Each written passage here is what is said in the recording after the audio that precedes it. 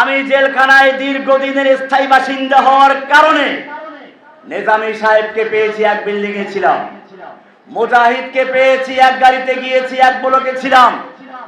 কামরুজ্জামানকে পেয়েছি। এরকম ভাবে বর্তমানে জীবিত আছেন এটিএম আজহারউদ্দিন, জামাতের সাবেক সেক্রেটারি। আমাকে অত্যন্ত ভালোবাসতেন। প্রতি সোমবার তিনি খিচুড়ি পাকান, সবজি খিচুড়ি আমার জন্য একটা নিয়মিত পাঠাতেন। শুধু তাই নয়, জামাতের বর্তমান সেক্রেটারি গোলাম পরওয়ার সাহেবকে আমি জেলখানায় পেয়েছি। আমাদের মধ্যে মধুর সম্পর্ক ছিল। আমি জেলখানায় হেফাজতের নেতাদেরকে পেয়েছি। মাওলানা মামুনুল হক সাহেবকে প্রথমে না জেনে আমার বলতি দিয়ে দিয়েছিল, কিন্তু যখন ওরা বুঝলো যে দুজনকে এক খাঁচায় রাখা যাবে না, দেশ উল্টে যেতে পারে, কয়েকদিন পর তাকে সরিয়ে অন্য বিল্ডিং এ দিয়ে দিল। আমি পেয়েছি মুশতাকুন নবী সাহেবকে, পেয়েছি মনির হোসেন কাসিমি সাহেবকে, পেয়েছি জুনায়েদ আল হাবিবকে, পেয়েছি সাখাওয়াত হোসেন রাজিকে, পেয়েছি মাওলানা মাহমুদ হাসান গুনবীকে, পেয়েছি হারুন ইজহারকে। আর যত লোক আছে আরো দেখি না যাদেরকে জেলখানায়, মীর ইদ্রিস সাহেব আছেন, নিজামউদ্দিন সাহেব এসে গেছেন, আমার অত্যন্ত মহব্বতের মুরব্বী। আমি যার অন্তর থেকে যাকে ভালোবাসি এইমাত্র এসে পৌঁছেছেন। আমি এখন দেখলাম, আল্লাহু আকবার।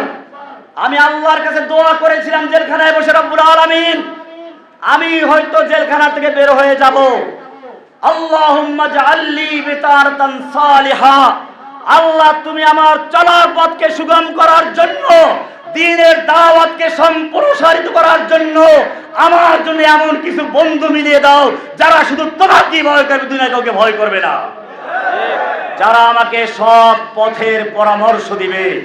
আমি মনে করি এই মুরব্বিয়ানে কেরামকে আল্লাহ তাআলা কবুল করেছেন। মনে রাখবেন, জেলখানায় যাওয়ার জন্য কবুলিয়াতের প্রয়োজন আছে। আপনারা পাখি পালেন, খাঁচায় পাখি পালে, ময়ূর পালে, তোতা পাখি পালে। ময়ূর পালে দেখতে সুন্দর সে কারণে, তোতা পাখি পালে তার আওয়াজ সুন্দর সেজন্য। কাউয়া পাখি কেউ পালে?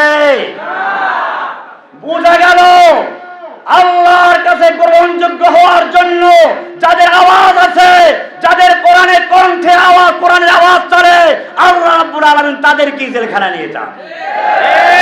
দুশমনরা তাদেরকে গ্রেফতার করে।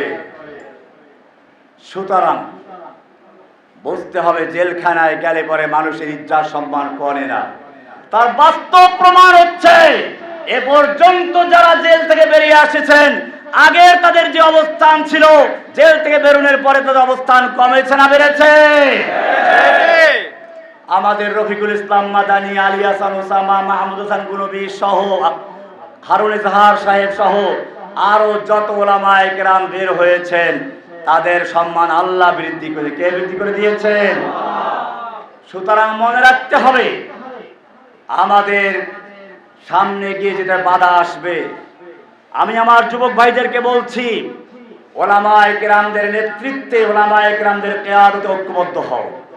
খবরদার, আল্লাহ তাআলা কোরআনে বলেছেন, ইন্নামা ইয়াখশাল্লাহা মিন ইবাদিহিল উলামা, আলেমরাই আল্লাহকে ভয় করেন। আর এক আয়াতে বলেছেন, কুল হাল ইয়াস্তাবিল্লাযীনা ইয়ালামুনা ওয়াল্লাযীনা লা ইয়ালামুন, যারা জানে আর যারা জানে না তারা কি সমান? আল্লাহর রাসূল সাল্লাল্লাহু আলাইহি ওয়াসাল্লাম বলেছেন, আল উলামা ওয়ারাসাতুল আম্বিয়া, নবীগণ হচ্ছে আলেমগণ হচ্ছে নবীদের ওয়ারিস। আমি যুবক ভাইদেরকে বলবো, সারা বাংলাদেশের যুবক ভাইদেরকে বলবো, খবরদার স্থানীয় ওলামায়ে কেরামদের সঙ্গে পরামর্শ করে কাজ করবেন। আমাদের সেমিনারগুলো তাদের নেতৃত্বে আপনারা করবেন। জেনে রাখবেন, যে কোনো আন্দোলন সফল হতে হলে তিনটা জিনিসের প্রয়োজন: মুরব্বী আলেমদের পরামর্শ, যুবকদের রক্ত, ধনীদের অর্থ। বর্তমানে আর একটা গ্রুপ তৈরি হয়েছে, আল্লাহর নবীকে তারা বলে পিয়ন। কথা না বললে হচ্ছে না। জেলখানা আমি পেয়েছি, এরা দাবি করে আহলুল কোরআন। কোরআন মানে তাদের বক্তব্য হচ্ছে, পিয়ন তো চিঠি দিয়ে চলে যায়, তার তো কোনো কাজ নেই, চিঠিতে কি আছে ওইটা পাঠক দেখবে। ঠিক আল্লাহর নবী, নাউজুবিল্লাহ ইয়াজবিল্লাহ, ওদের ভাষা বলছি, আল্লাহর নবীর কাজ হলো চিঠি অর্থাৎ কোরআন পৌঁছে দেওয়া, এরপরে নবীর কোনো কাজ নাই। তোরে বলে নাউজুবিল্লাহ। আল্লাহর নবীকে যারা পিয়ন বানিয়েছে, আমি তাদের স্পষ্ট বলতে চাই, শাতিমে রাসূলদের যেই শাস্তি ইনশাআল্লাহ বাংলার জমিনে আলে কোরআন নামধারী বেয়াদবদের সেই শাস্তি ইনশাআল্লাহ। তোমরা জেনে রাখো, আহলুল কোরআনদেরকে বলছি, কোরআন পরিষ্কার বলছে রাসূল পিয়ন নন। কোরআন পরিষ্কার বলছে মাইয়ুতির রাসূল ফাকাদ আতা আল্লাহ। যে ব্যক্তি রাসূলের ইতাআত করে আনুগত্য করে সে আল্লাহর আনুগত্য করে। কার আনুগত্য করে? পিয়নের কি আনুগত্য করা হয়? শুধু তাই না, আল্লাহ রাকাতে বলেছেন কুল ইন কুনতুম তুহিব্বুনাল্লাহ ফাত্তাবিউনি। হে নবী, আপনি বিশ্ব মুসলিমদের জানিয়ে দিন, তোমরা যদি আল্লাহকে ভালোবাসতে চাও তাহলে আমার আনুগত্য করো। ইহবিবুকুমুল্লাহ, আল্লাহ তোমাদের ভালোবাসবেন, আল্লাহ ক্ষমাও করে দিবেন। আমি জিজ্ঞেস করতে চাই, কোন পিয়নের কি অনুসরণ করা হয়? রাসূলের অনুসরণ করতে বলেছেন কে? আল্লাহ। কোথায় আছে? কোরআনে আছে। তাহলে যারা কোরআন মানা দাবি করে তারা যদি রাসূলকে না মানে, কোরআনের এই আয়াতকে অস্বীকার করে তারাও কাফির, এবারে কোনো সন্দেহ নেই। আমি বলতে চাই, আল্লাহর নবীর আজকে সিরাত নিয়ে আলোচনা হচ্ছে, দীর্ঘ আলোচনা করার ইচ্ছা ছিল, সময় নেই। সর্বোপরি আমি আমার ভাইদেরকে বলবো, আল্লাহর নবীর সিরাত নিয়ে ইনশাআল্লাহ দীর্ঘ আলোচনা হবে। সিরাতের একটা বড় দিক হচ্ছে আল্লাহর নবীর মানুষদেরকে ঐক্যবদ্ধ করা। আপনারা জানেন আলী এবং মুয়াবিয়া রাদিয়াল্লাহু তাআলা আনহুমার মধ্যেও যুদ্ধ হয়েছিল, ভুল বোঝাবুঝি হয়েছিল। এই সময় রোমের শক্তি রোম সম্রাট আমির মুয়াবিয়াকে পত্র লিখেছিল, আমরা শুনেছি আপনার ইমাম, আপনার আমির আপনার উপরে ক্ষুব্ধ হয়েছে, আপনাকে অপছন্দ করে। আপনি যদি আমাদের সাহায্য চান আমরা সাহায্য নিয়ে এগিয়ে আসবো, আলীকে নির্মূল করে দিব।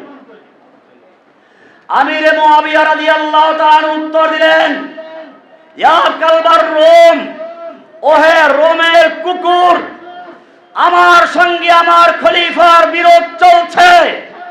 এই সুযোগ নিয়ে যদি মুসলিম ভূখণ্ডের দিকে এক কদম বাড়াতে চাস, আলীর পক্ষে যুদ্ধ করে যে লোকটা সর্বপ্রথম জীবন দিবে সেই লোকটা হচ্ছে আমির মুয়াবিয়া রাদিয়াল্লাহু তাআলা। আমাদেরকে অবিভক্ত করার চেষ্টা করা হয়েছে এবং হচ্ছে। কেউ জামাত ইসলাম, কেউ রাজাকার, কেউ জঙ্গি, কেউ সরকারবাদী। সাইদি সাহেবকে রাজাকার বানানো হলো,